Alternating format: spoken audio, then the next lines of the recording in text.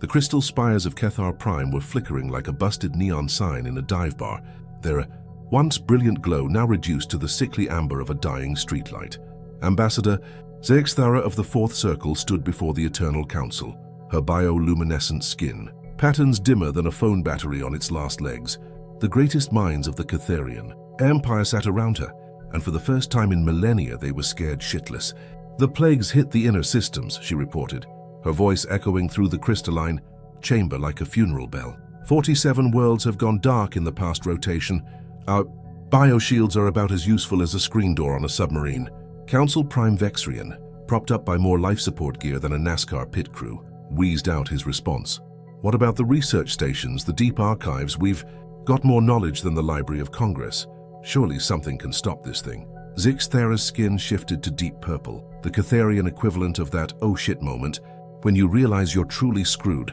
"Nothing, Council Prime. We've thrown everything at 8 genetic reconstruction, time reversal tech, consciousness transfer protocols. This plague adapts faster than a politician changing positions during election season. It's not just killing our bodies, it's unraveling life itself in our DNA." The chamber fell silent, except for the increasingly erratic hum of machinery that sounded like an old Chevy on its last mile.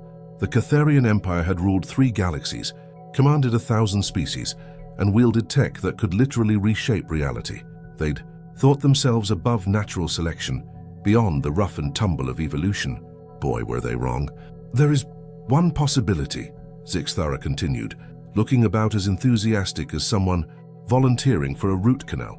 "Our monitoring stations found a species that survived multiple extinction events on a single world. Their survival rate through catastrophic change is, well, it's off the charts." Vexrian perked up like a hound dog hearing a dinner bell. "Which species? The Volthari? Those crystal brain guys from Androma?" "No, sir, they call themselves humans from a world called Earth." A ripple of confusion passed through the chamber. The name meant nothing to them, which was weird. Their database had more species info than Wikipedia had articles. "They're a young species," Zixthara explained, "barely crawled out of their industrial diapers. No faster than light travel, no energy manipulation beyond basic fusion. Technologically speaking, they're still playing with Tinker Toys while we're building Death Stars." "Then why the hell would they know something we don't?" demanded Councillor Mexva, sounding like a customer complaining to a manager. Zixthara fired up the central hologram, showing a blue-green marble orbiting a yellow star. "Because they've survived everything Mother Nature could throw at them, and then some. Ice ages that lasted longer than a government shutdown. Volcanic eruptions that blocked out their sun like a permanent solar eclipse. Asteroid impacts that turned their world into a shooting gallery. Plagues that made the Black Death look like a mild cold. Wars that should have ended their species faster than a reality TV show gets cancelled." The hologram shifted to show bustling cities, sprawling farms, and billions of individual humans going about their business like nothing had happened. And yet here they are, not just surviving but thriving. They've spread to every corner of their world. Deserts hotter than Phoenix in August, frozen wastelands that make Alaska look tropical, ocean depths with more pressure than a used car salesman, mountain peaks where the air's thinner than a politician's promise. These crazy bastards adapt to everything. Vexrian studied the displays with growing interest. What's their secret? Some kind of hidden biotech we missed? Underground genetic modifications? That's what we need to find out, Zixthara replied. I'm requesting permission to make contact. If we can figure out their survival tricks, maybe we can jury-rig something to stop this plague. The Council Prime was quiet for a moment, his biopatterns cycling like a Windows computer, trying to process too much data. The Catharian Empire had never needed to ask another species for help. They'd always been the ones handing out wisdom like Halloween candy. Permission granted, Ambassador, he finally said. Take the science vessel Eternal Seeker and make contact with these humans. Offer them whatever they want in exchange for their survival knowledge. Our entire empire's riding on this. As Zixthara left the chamber, she felt like a gambler going all in on a pair of twos. She'd studied the preliminary reports on humanity, and something about them gave her the heebie-jeebies.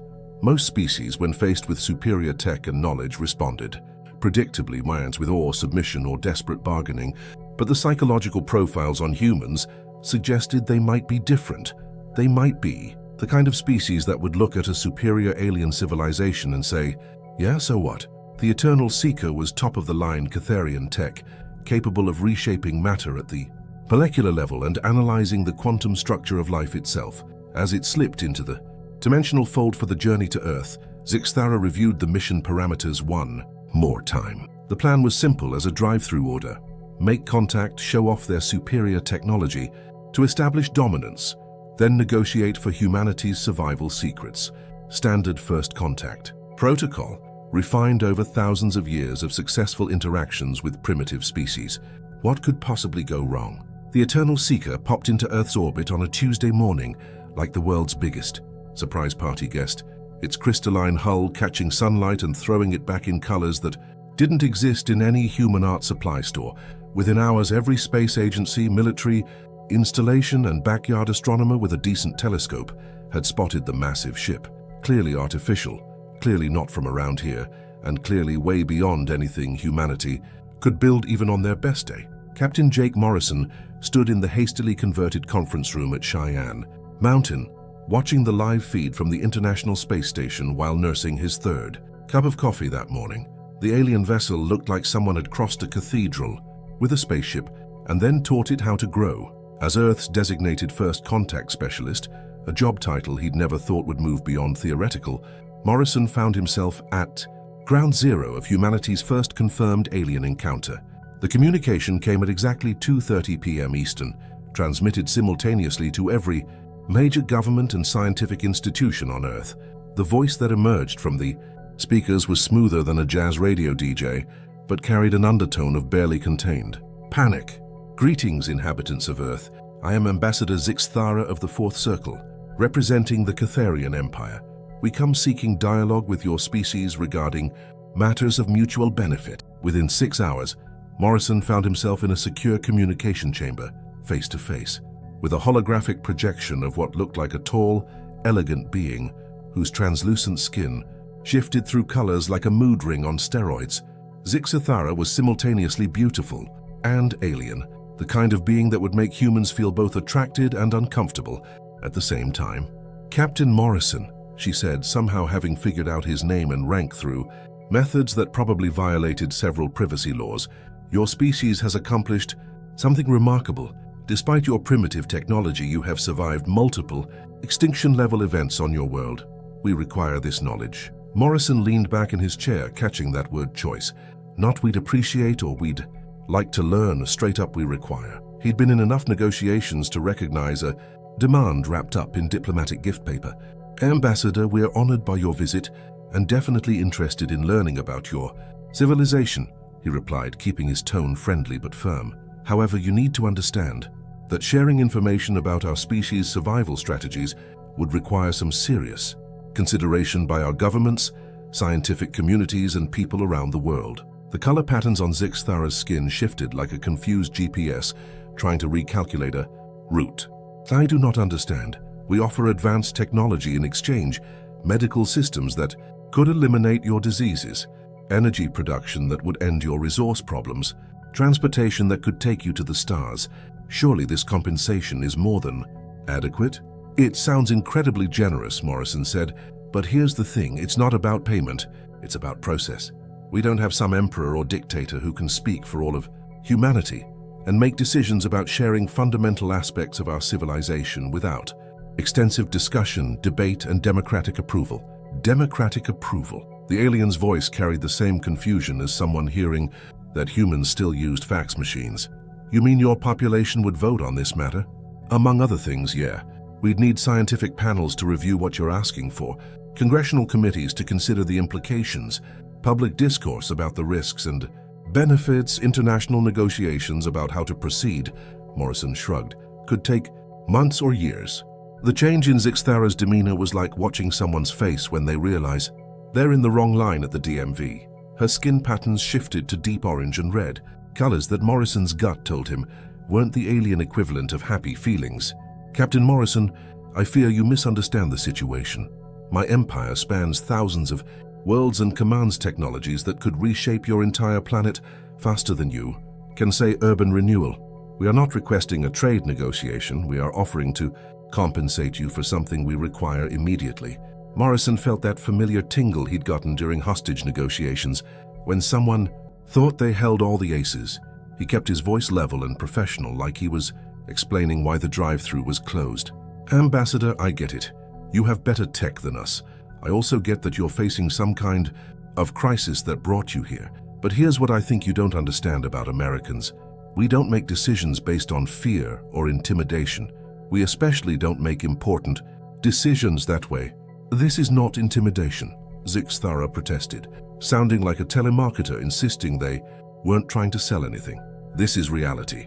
We offer fair compensation for information that could save both our species. Then you should be cool with working within our processes to get that information, Morrison replied. If your need is real and your offer is fair, our people will see that and respond accordingly. But if you're expecting us to hand over whatever you want because you've got bigger guns, you're gonna be disappointed. The hologram flickered like a bad internet connection, and Morrison realized the alien was probably having a heated discussion with her bosses. When the image stabilized, Zixthara's tone had taken on an edge sharper than a drill sergeant's insult. Captain, perhaps you do not fully grasp what we are offering. We could solve every major challenge your species faces. Poverty, disease, environmental damage, resource scarcity, all eliminated within a generation. Surely your leaders would see the wisdom in immediate cooperation. Morrison stood up and walked to the small window overlooking the Colorado landscape. You know what, Ambassador?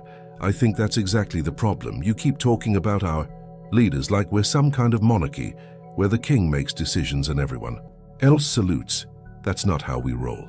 He turned back to face the hologram. Every major decision we make gets argued about, protested, debated, voted on and fought over in Congress, the media, and every coffee shop in America. It's messy as hell, inefficient as government healthcare, and takes forever. But it's also how we've survived this long, by never letting anyone, no matter how powerful or well-meaning, make decisions for all of us. The alien's skin patterns were cycling through colors faster than a slot machine, which Morrison figured meant she was having what his grandmother would have called a conniption fit. This is irrational, Zixthara said finally. You would delay potential salvation because of political processes? We'd delay giving you what you want, because that's how we make sure we're not screwing ourselves over, Morrison corrected.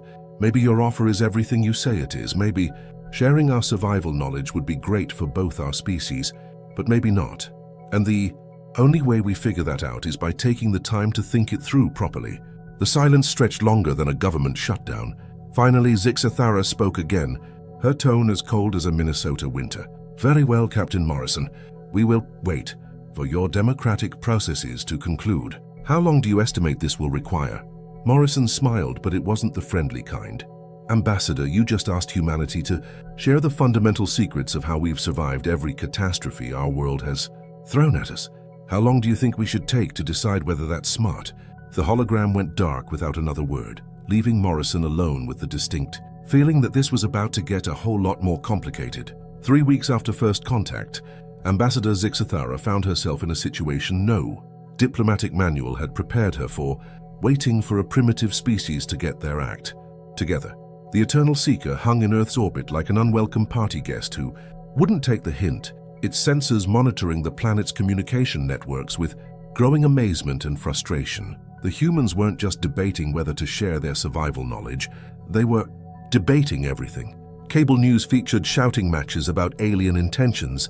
Televangelists proclaimed everything from the second coming to the end times. Scientists argued on social media about the implications of the offered technology. Politicians gave speeches that somehow managed to blame the aliens on their political opponents. Most mind-boggling of all, a significant chunk of the human population seemed more interested in arguing about whether the aliens were real than figuring out what to do about them. Council Prime, Zixthara reported during her daily check-in with home base. The situation has become what humans might call a real shit show. These people are not responding, according to any of our cultural models. The holographic image of Vexarian was getting fuzzier by the day. The plague was now screwing with even their quantum communication systems. Explain the delay, Ambassador. Surely they understand what we're offering them. They understand, but they refuse to be rushed. They claim their decision-making process requires something they call due diligence and informed consent from the global community. They've formed committees to study our offer, committees to study our intentions, and committees to study the committees. How many committees? Zixathera consulted her notes with visible frustration. 217 at last. Count representing different nations, scientific disciplines, religious groups, and what they call NGOs, which apparently stands for non-governmental organizations and includes everything from environmental groups to comic book fan clubs. They're also conducting something called polling to determine what their population thinks should be done. Vexarian's biopatterns shifted to deep red, the Catharian equivalent of DEFCON 1. Ambassador, 43 more worlds have gone silent. The plague is accelerating like a runaway freight train. We no longer have time for primitive political theater. Understood, Council Prime. What are your orders? Escalate. Make them understand that time's running out. If they won't cooperate willingly, help them see what happens if they don't. The next morning, Captain Morrison was dragged out of bed by urgent calls from NORAD, NASA, and every space monitoring station from here to Timbuktu. The alien vessel had moved from its parking orbit to a position directly above the Pacific Ocean, and energy readings from the ship were lighting up sensors like a Christmas tree on steroids. When the communication link activated, Zixathera's image appeared more solid and imposing than before. Her skin patterns had settled into deep blue and silver, colors that somehow screamed official business in any language. Captain Morrison, we have waited patiently while your people debate and form committees, but our situation has become critical. We can no longer afford delays. We need your survival. Knowledge now. Morrison was in the Pentagon's Situation Room within 2 hours, surrounded by enough press to start a marching band and more advisors than a presidential campaign. The alien vessel's new position and energy signature had every defense system on the planet locked and loaded. Ambassador, Morrison said, keeping his voice steady despite the tension in the room thick, enough to cut with a knife. Threatening us isn't going to speed up our decision-making process. If anything, it's going to slow things down while we debate whether we can trust you. This is not a threat, Zixathera replied with all the sincerity of a used car salesman. This is a demonstration of our capabilities. We possess the power to take what we need, but we prefer cooperation. However, our patience isn't infinite. Neither is ours, Morrison said quietly. You came here asking for help. You said you needed our knowledge to save your empire. But now you're basically threatening to kick our ass if we don't give you what you want fast enough. We are not threatening violence. We are simply making clear that we have alternatives if cooperation fails. General Patricia Hamilton, the chairman of the Joint Chiefs and someone who'd spent 30 years dealing with people who thought bigger guns made them right, leaned forward. Ambassador, let me break this down from our perspective. The moment you moved your ship into an attack position and powered up what sure as hell looked like weapons systems, you stopped being visitors asking for help and started being a potential invasion force. Every military on this planet is now treating you as a hostile threat. The alien's color patterns shifted like a malfunctioning traffic light. Something Morrison was learning meant emotional overload. You misunderstand our intentions, Zixathera protested. We seek only to expedite the process. Surely the destruction of our empire would be tragic for the galaxy. Maybe it would, Morrison replied.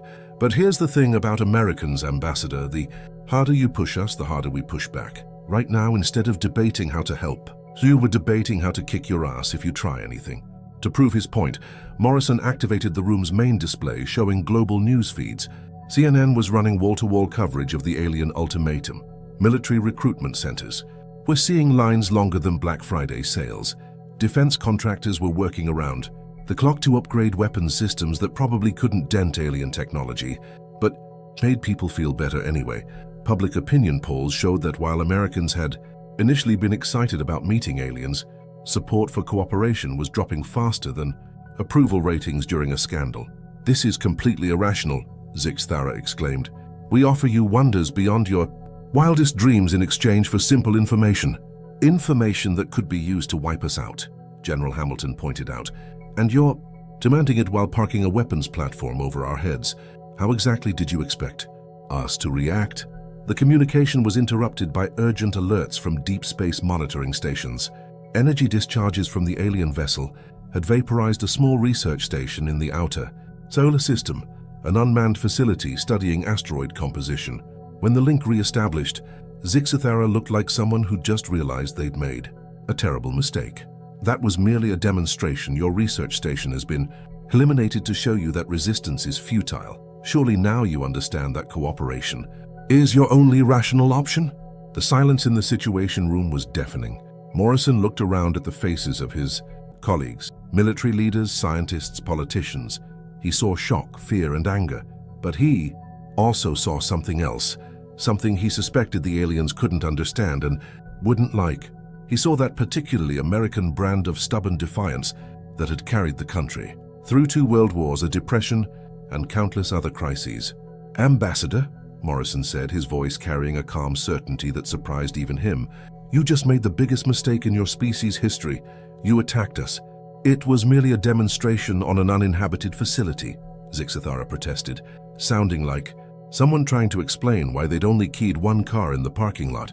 "It was our facility," General Hamilton said, standing up with the bearing of someone who'd spent decades defending America from people who thought superior firepower made them right. "And you destroyed it to try to scare us into compliance. Let me tell you something about Americans, Ambassador. When someone destroys our stuff to make us afraid, we don't get scared, we get pissed off."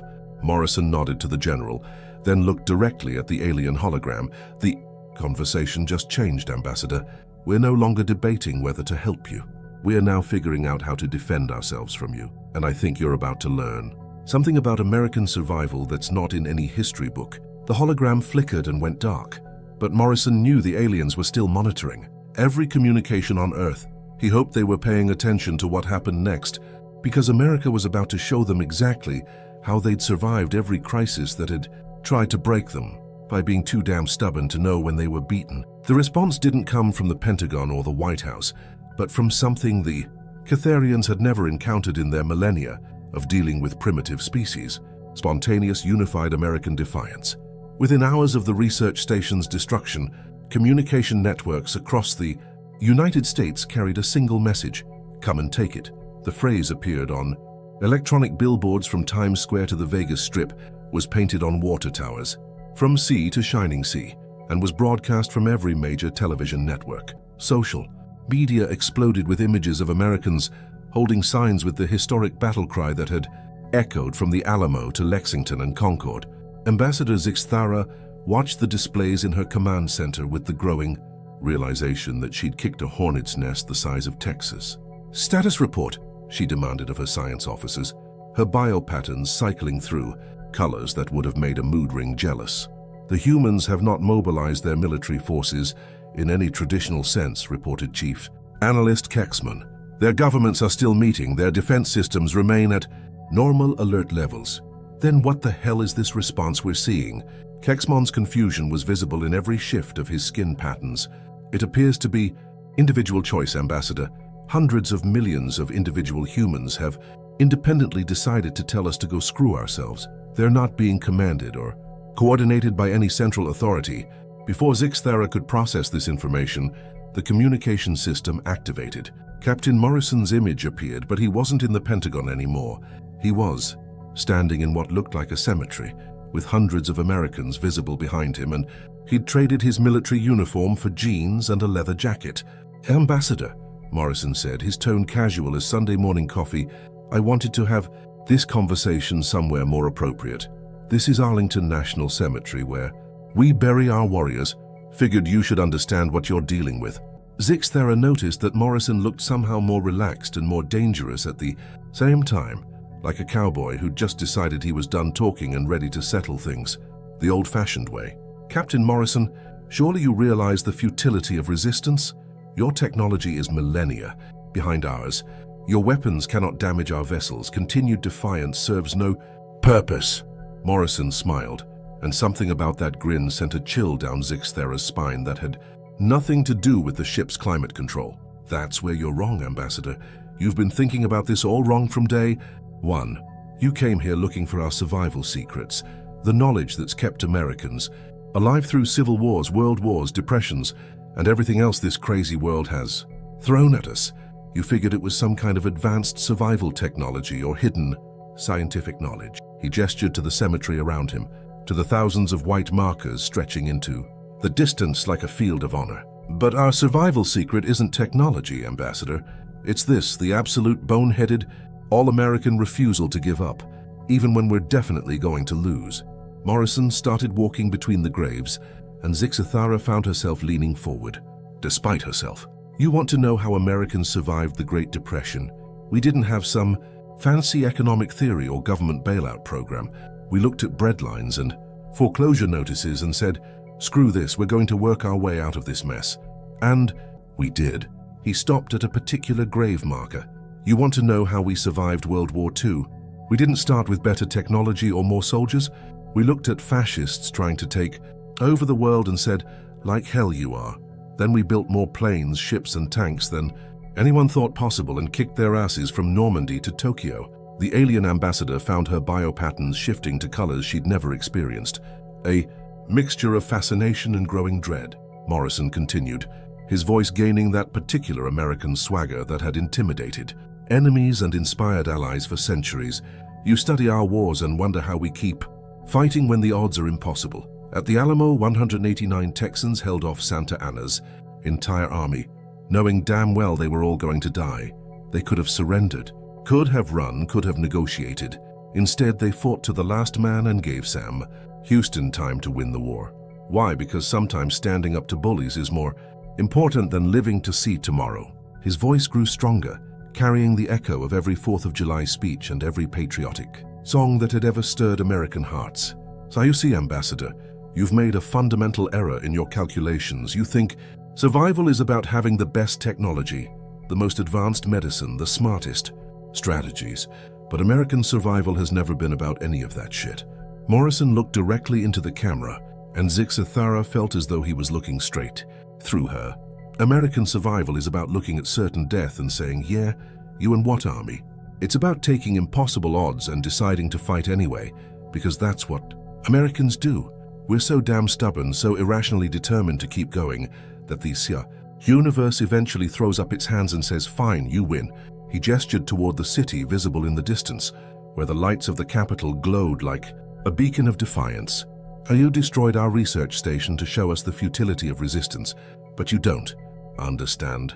Americans have never needed our resistance to make sense. We've been fighting impossible battles for our entire history, and we keep winning them because we're too stupid to know when we should quit.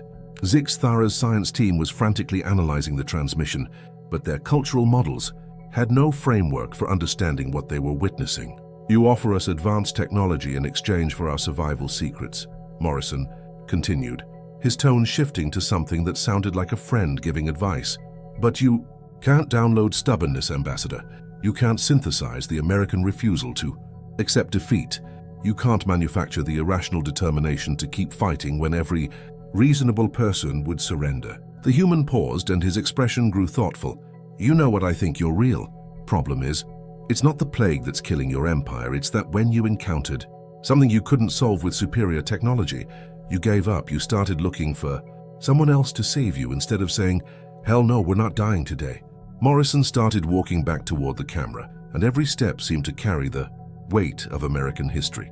So here's what's going to happen, Ambassador. You can destroy every research station in our solar system. You can vaporize our cities, flatten our military bases, kill 90% of our population. But the Americans who survive will look at your empire, point at your fancy ships, and say the same thing our ancestors said to the British Empire, the Confederacy, the Nazis, and the Soviets. His voice dropped to a conversational tone that somehow carried more menace than any shout. We'll say, go ahead, make our day. And you know what the really scary part is for you? We'll mean every goddamn word. The transmission ended, leaving Zixathara staring at a blank screen while around her, the science team worked frantically to process what they had just witnessed. Ambassador, Kexmon said quietly, I believe we may have seriously underestimated what we're dealing with. Zixathara's biopatterns had settled into colors associated with the kind of profound realization that comes when you discover you've been playing checkers while your opponent has been playing three-dimensional chess. For the first time since arriving at Earth, she was beginning to understand why this small, primitive world had survived everything the universe could throw at it, and why her own advanced, sophisticated empire was dying while these stubborn humans continued to thrive. The next communication from Earth came 18 hours later, but it wasn't from Captain Morrison or any government official. Instead, Zixathara found herself facing a holographic image of an elderly human woman in a simple white lab coat. Behind her, the ambassador could see what appeared to be a basic medical research facility that looked like something from a discount science fiction movie. "Ambassador Zixithara," the woman said with the kind of calm authority that reminded Zixithara of her own grandmother. "My name is Dr. Elizabeth Hawthorne. I'm a virologist with the CDC. That's the Centers for Disease Control. Word is you folks are dealing with a plague." Zixithara's biopatterns shifted with surprise. After the confrontational exchanges with Morrison, this gentle, grandmotherly approach was like switching from heavy metal to a lullaby. "Dr. Hawthorne, yes, our empire is being consumed by a plague that our most advanced medical science cannot cure." The elderly woman nodded, with the kind of understanding that came from a lifetime of fighting diseases. "Honey, I've spent 40 years studying how diseases spread and how populations survive them. Captain Morrison thought I might be able to help you understand something important." "I am willing to listen," Zixithara replied, feeling like a patient who'd finally found a doctor who spoke their language. Dr. Hawthorne activated a simple display behind her, showing basic biological charts that looked primitive compared to Catharian technology, but somehow carried more authority. "Tell me, Ambassador, when your plague first showed up, what was your civilization's response?" "Our greatest medical minds immediately began working on a cure. We deployed our most advanced biotechnology, our quantum healing systems, our molecular reconstruction protocols.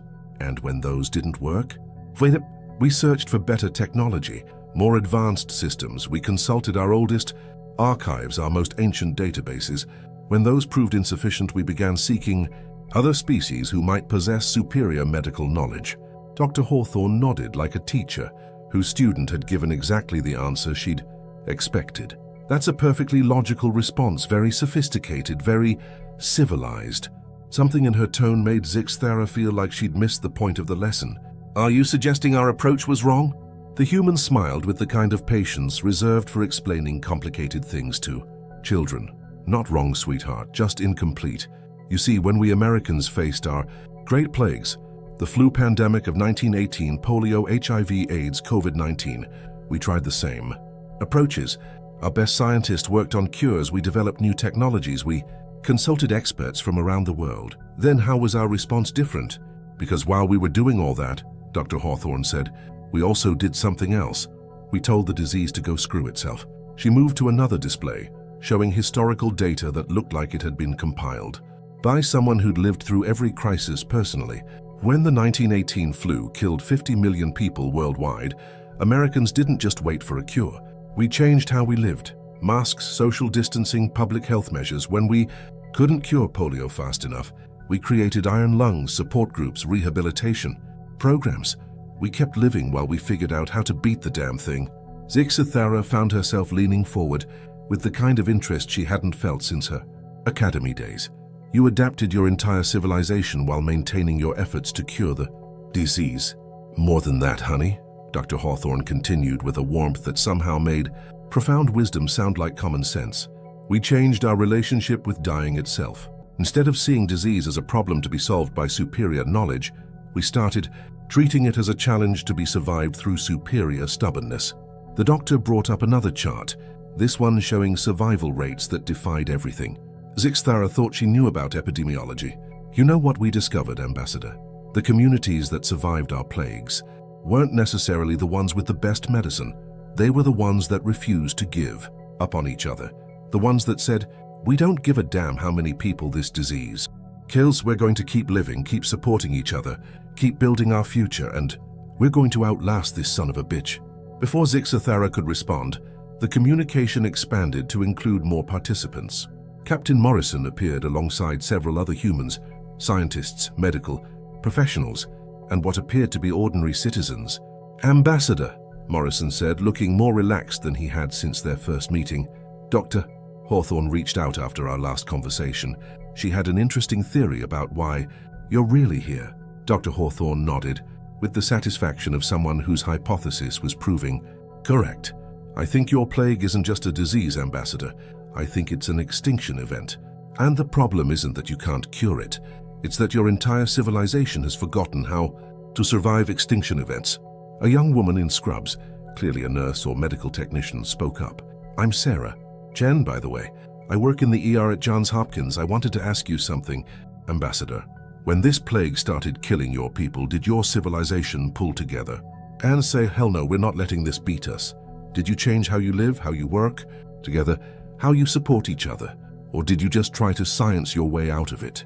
The question hit Zixthara like a physical blow. She realized that throughout the crisis, Catharian society had continued exactly as before, with their scientific elite working in isolation, while the general population simply waited for salvation.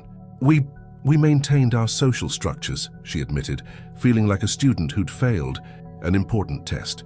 We did not want the plague to disrupt our civilization. But what if disruption was exactly what you needed? Dr. Hawthorne asked with the gentle persistence of someone who'd spent decades getting people to face uncomfortable truths. What if your civilization's survival required changing, adapting, becoming something different from what you were? Another participant appeared on the screen, an older man in work clothes who looked like he'd spent his life fixing things that weren't supposed to break. Name's Bill Murphy, he said with the straightforward manner of someone who'd never met a problem he couldn't solve with the right tools and enough determination. I'm a maintenance supervisor at a nuclear plant in Ohio. Been keeping the lights on for 30 years. Let me ask you something, Ambassador. When something's really broken, when all your fancy diagnostics and repair protocols can't fix it, what do you do? Zixthara found herself curious about what this seemingly ordinary human had to say. Sometimes, Bill continued, you can't fix something by making it exactly like it was before. Sometimes you have to rebuild it into something better. Maybe your empire can't be saved, but maybe your people can be. Morrison leaned forward with the look of someone who was finally getting to the heart of the matter. We'll help you, Ambassador, not by giving you our survival knowledge like it's some kind of software download, but by teaching you how to rediscover your own, because I suspect your species had stubbornness once, before you became so advanced that you forgot how to be desperate enough to fight for survival. Zixthara's biopatterns had settled into colors she'd never experienced before, hope mixed with uncertainty, like the feeling of stepping into unknown territory that might lead to salvation. And if we learn this on stubbornness, you believe it could save our empire? No, Dr. Hawthorne said with the gentle honesty of someone delivering difficult but necessary truth. It might save your people. Your empire might need to become something completely different. But your species, they could survive to build whatever comes next. Morrison smiled with genuine warmth. How do we start, you ask?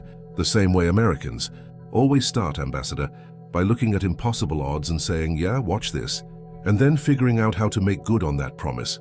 For the first time since the plague had begun, Ambassador Zixthara allowed herself to imagine a future that wasn't about preserving what they had always been, but about discovering what they might become. How do we begin, she asked. Same way we always do, Morrison replied, by refusing to quit even when quitting makes perfect sense, especially when it makes perfect sense.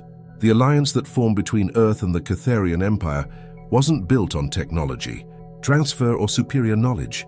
It was built on something far more valuable and far more dangerous. The contagious American belief that giving up was never an option. And across the galaxy, as word of this strange partnership spread, other civilizations began to wonder if they too had forgotten how to be properly stubborn in the face of the impossible. American determination, it turned out, was indeed the most dangerous force in the universe, because it absolutely refused to stay contained to just one species.